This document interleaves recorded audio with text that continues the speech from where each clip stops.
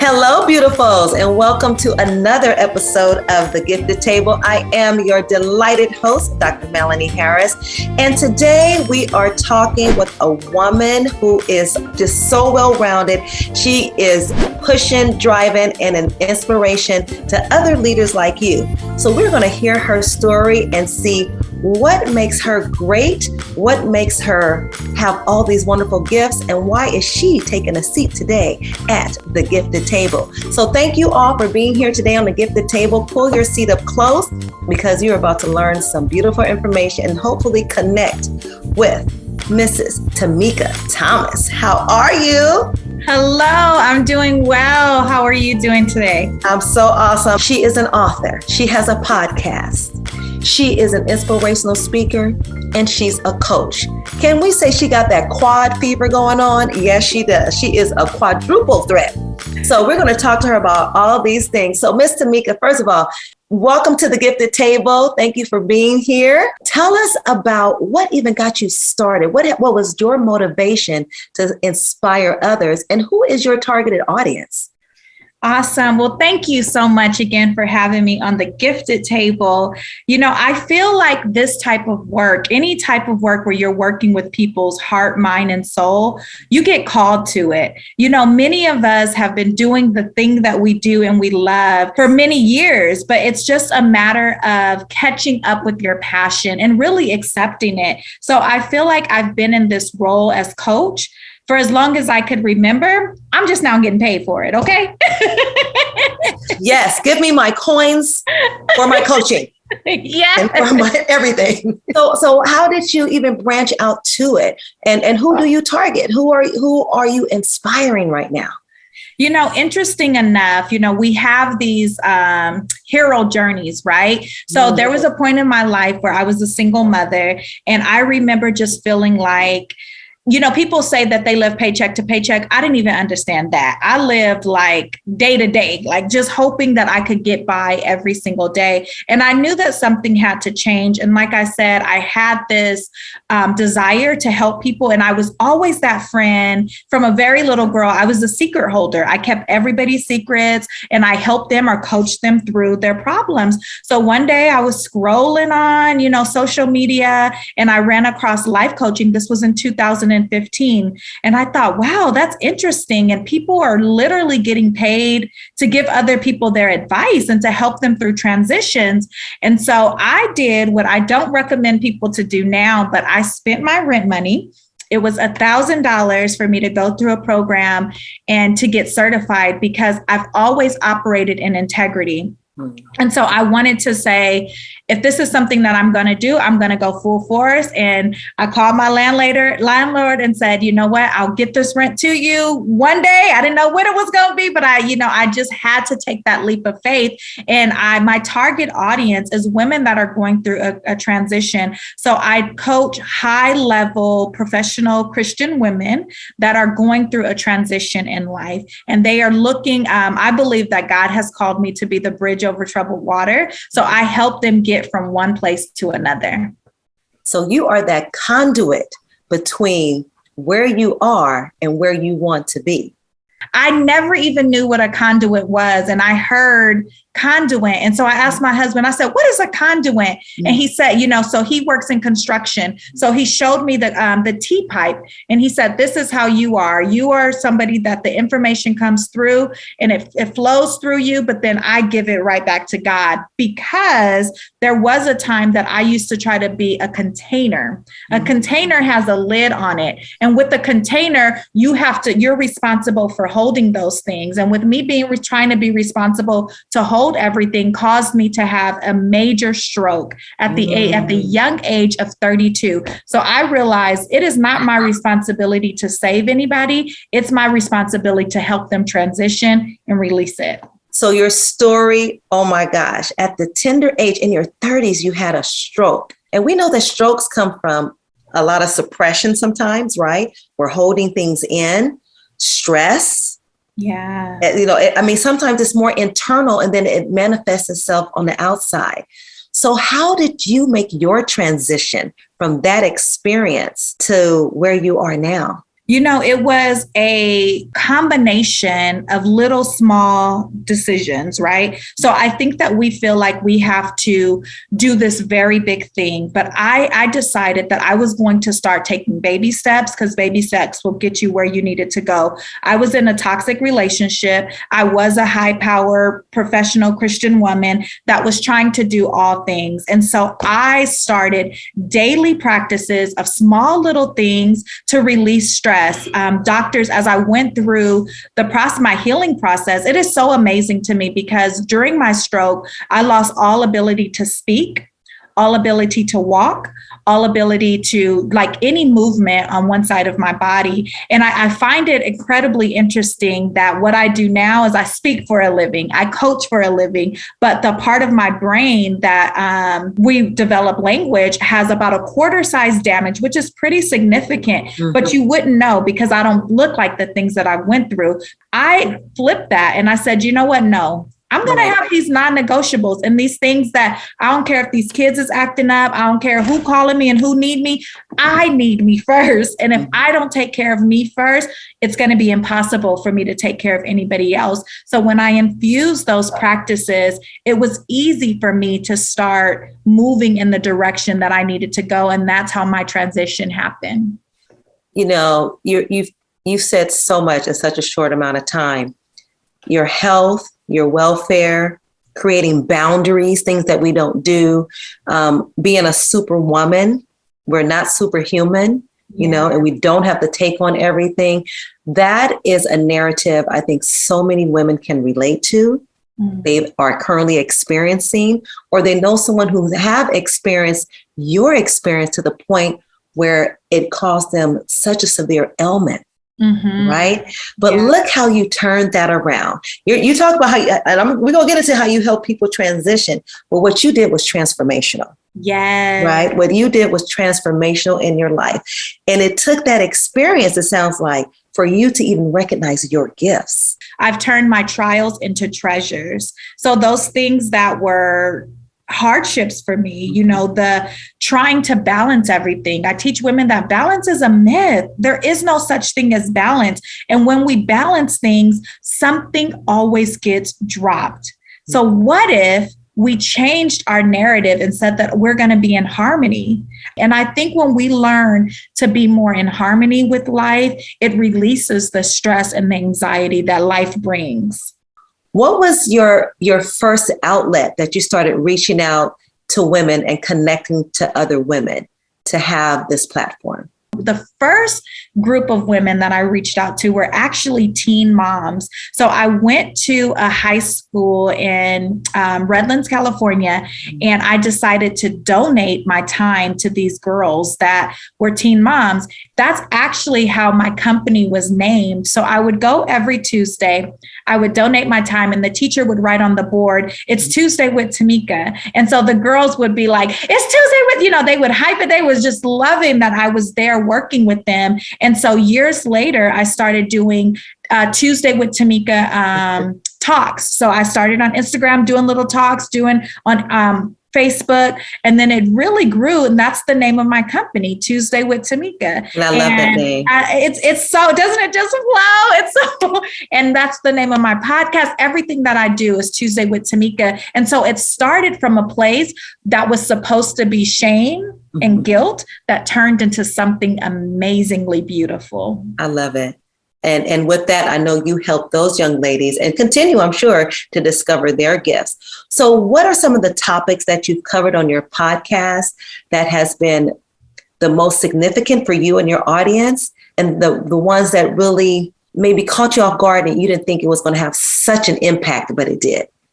Oh, one of the biggest ones that, and I did it right in the midst before we were going into the pandemic, before we knew what was happening. I did an episode of mental health in the Black and the African American community, particularly with women and in the Christian church as well. And that was so well received. It's still one of my most listened to episodes because I feel like it's one of those things that doesn't get talked about. It's one of those things that we sweep under the rug, that people tell you just pray about it, you fast about it, and God gonna make it all work out. But in reality, we're supposed to get coaches and therapists and these different people to help us with these areas in our walk, right? And just our daily living, because I truly believe that we can't heal what we hide. So I feel like that episode was so powerful because I revealed some things that a lot of people were thinking, but they didn't have the ability to have that courageous conversation. I love that statement. We cannot heal what we hide. What were some things maybe in your life that you maybe concealed and you didn't want to reveal to others? Or what were some things that came out that people were like, I've been hiding this thing, but now I need healing. It's time for healing. Some of those things were the child abuse, that I suffered, that I was just kind of told it happened, or not, people didn't believe me. The thoughts that I had, so I had, due to my childhood, I had extreme complex PTSD, but I was just told, just pray about it. And I kept thinking like, there has to be something that I'm supposed to be doing about this. And when I started to reveal those things, I was able to heal those things. And when I was able to heal those things, I was able to move on, so I believe that many people are struggling with these types of things, right? The molestation, the child abuse, abandonment issues, right? And what we do, we're really good at editing. We're really good at telling people or saying things like, my parents did the best that they could, which is true. But then we don't acknowledge our own pain. When we do that, or when we tell kids to do that, right? That carries on into adulthood. And so we all have this little me walking around. And a lot of times that little me shows up more than the grown-up version of me because we're still hiding behind that pain that we suffered. And we have not taken the first step, which is acknowledging it. I truly believe that the 5-year-old us shows up more than our current age. And it's truly a reflection of just our innermost person. With some of the women, have you had an opportunity to have these discussions and these platforms with women in different industries? Or are you still just working with students? Tell me how your audience has grown. I am extremely lucky to work with some amazing, amazing women. I have women all over the United States. I work with women that are scientists, that are psychologists, that are teachers, that are lawyers, that are police officers. And then I still work with some single moms. I have a membership that I'm able to work with, younger women or single moms, because that is truly my passion. That's my passion project, right? To work with those women that were the unhealed version of me. I feel like it's my assignment to work with the unhealed version of me. But because I have evolved, I have healed, I have become restored, I now attract like really, really high quality clients. That's awesome. And I tell you right now, you are touching what I call the P to the fourth power of the gifted table. You're talking about your purpose, your passion, your perseverance, and your position, because you have positioned yourself with this platform and to touch the lives of so many women and girls. I don't want to leave the girls out, but just so many women. And I hope people are paying attention to the value that you're bringing.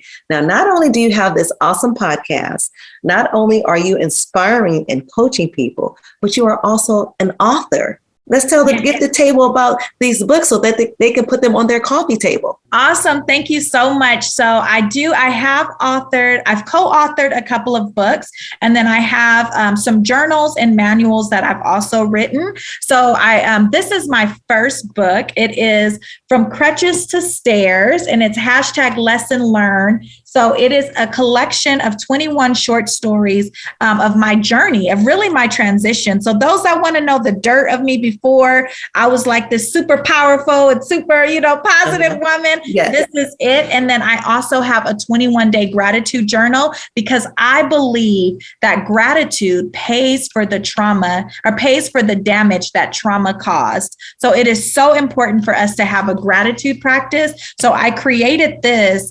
This was just a practice that I had been doing for years. And then I remember one day saying, people have a fear of journaling. What if I created a prompted journal that guides people through? And as we all know, 21 days to start a new habit, exactly. 90 days for it to cement into who you truly are. And then I have a book that I co-authored and I'm in an anthology. It's The Woman at the Well.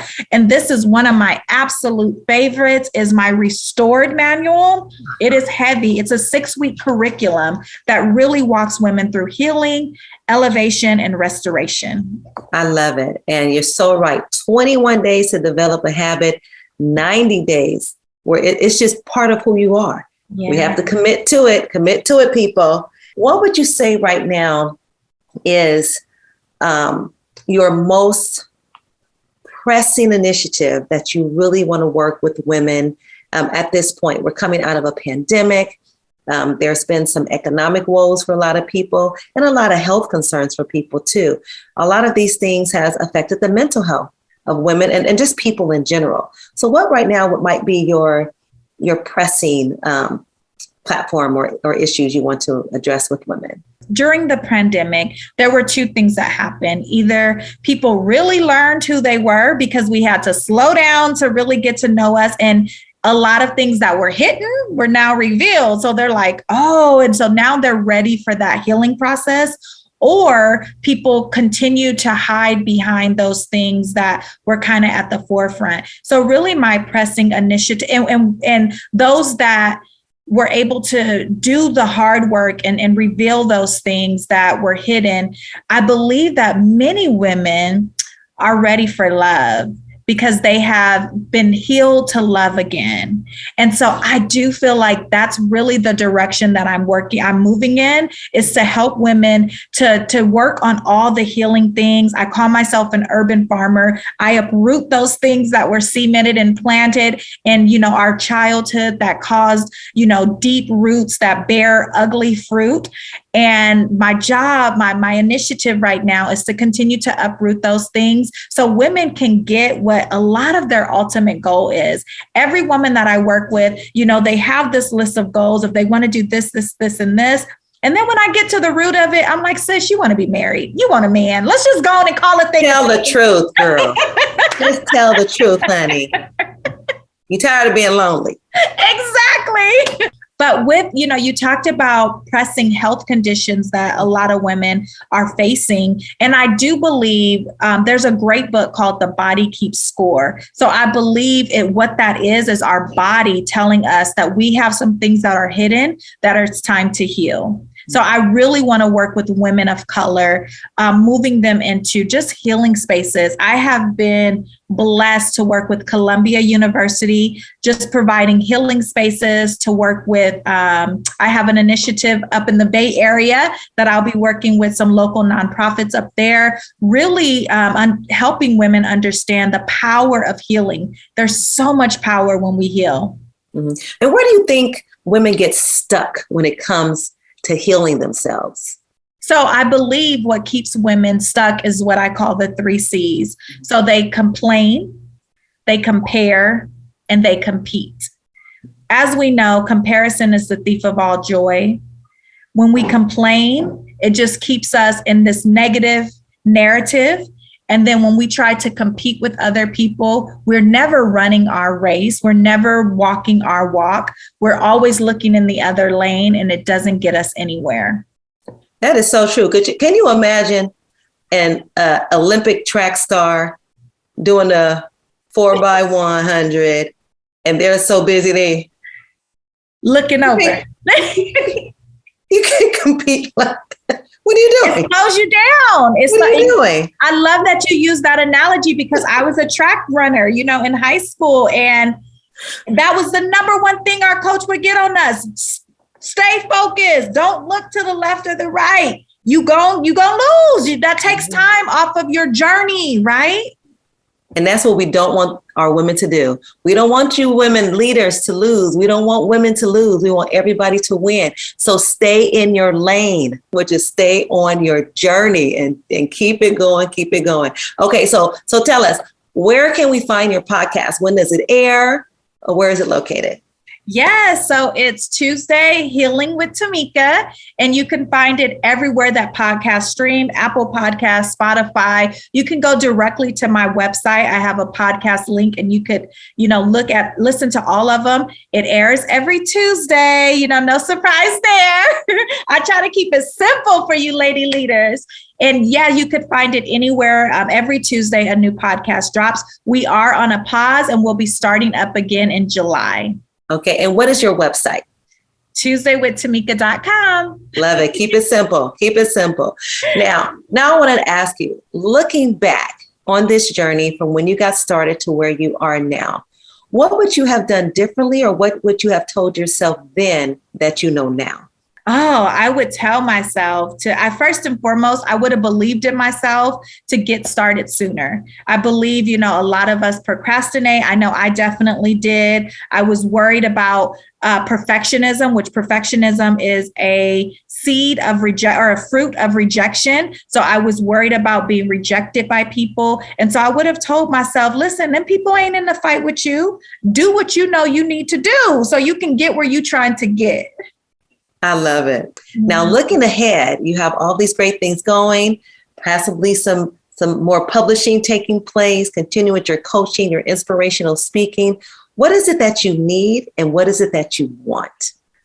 Oh, my goal this year, my big goal this year is to serve 200 women. So that's what I, really want to do. I want to serve 200 women in a very high capacity. And what I need is really just other people to join in this journey with me. I know that I can't do it all by myself. I know that years ago, we used to say each one teach one. So when I help someone heal, if they go on and help someone heal, then we could eventually be a better place. So I really need people to recognize the areas that they need to heal and reach out for the support. Don't be afraid to reach out for the support. And I'm going to add to that. Each one teach one, each one reach one, and each one bring one. Yes. Bring someone. Bring someone to the table. Bring someone to our podcast. Bring someone, because there's a place for healing for everyone, and we have to get rid of the hurt. And as women leaders, as women in general, we have to let it go. Yeah. And who better to help us than the beautiful Tamika Thomas? Thank you so much for being here on the Gifted Table. Oh my gosh. You have blessed us. You have blessed us today. Thank you so much for having me. I just want to say one last thing for all the women leaders out there that are listening. Live a life to inspire and not impress. That's going to get you so far in life. You hear that, ladies? Live a life to inspire, not to impress. Thank you all so much for being here at the Gifted Table. It's always a blessing to me that you've taken a seat here. If you're not already a subscriber, please make sure you subscribe below and like this. You were reached, you were blessed with this episode. So like this episode and share this with someone else. So until next time, ladies, remember, stay grounded, innovative, fierce, transparent every day. In other words, stay gifted. We'll see you next time. Bye for now.